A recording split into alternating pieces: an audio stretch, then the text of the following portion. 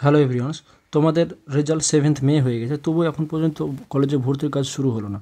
কেন হলো না সে বিষয়ে বলবো, ঠিক আছে? তার আগে আমরা কিছু বিষয় জেনে নিই, ঠিক আছে? পশ্চিমবঙ্গে শুধু নেই আর নেই, সরকারি কর্মচারীদের ডিএ নেই, প্যারা টিচারদের বেতন বৃদ্ধি নেই, যোগ্য শিক্ষকদের চাকরি নেই, নতুন নিয়োগ নেই, এসএসসির নিয়োগ নেই, পিএসসির নিয়োগ নেই, আপার প্রাইমারির নিয়োগ নেই, প্রাইমারি নিয়োগ হচ্ছে না, পরীক্ষা নেওয়া হচ্ছে তবু নিয়োগ হচ্ছে না, নার্সিংদের নিয়োগ নেই, নিয়োগ যেটা হচ্ছে সেটা ডব্লিউবি বা কিছু জায়গায় সেখানে ঘুষ দিয়ে, নতুন নিয়োগ পেতে এলে সেটা ঘুষ দিয়ে, ঠিক আছে? এবছর মাধ্যমিকে 10,000+ স্টুডেন্ট 90 থেকে 100% নাম্বার পেয়েছে, ঠিক আছে? তো এরা তো অন্তত, আমি বাদই দিলাম বাকিগুলো, ঠিক আছে?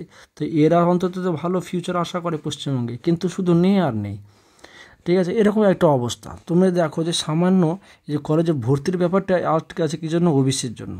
ওবিসি কেসের জন্য ঊর্ধ্বতন কর্তৃপক্ষকে বলা হচ্ছে, তারা কোনো সদুত্তর দিচ্ছে না, তাদের সবসময় পিছিয়ে যাচ্ছে, কথাবার্তা কোনো ঠিক নেই। এই ওবিসি বিষয়ে কতটা প্রোগ্রেস হলো আমরা এই চ্যানেলের মাধ্যমে আলোচনা করেছি, এর পরেও আবারও আগামীতে ভিডিও আসবে যে কতদূর কাজ হলো না হলো, ঠিক আছে?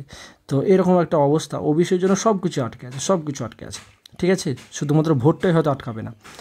তো এবার ওয়েস্টবেঙ্গলে যে তোমাদের কলেজে ভর্তি, এই বিষয়টা হচ্ছে ওবিসির জন্য। আশা করছি ওবিসি কেস না মিটলেও তোমাদের হয়তো ভর্তির কাজ শুরু হয়ে যাবে কোনো একটা উপায় বের করে। তো দেখা যাক কী হচ্ছে। তো অবশ্যই আমি আপডেট দেবো।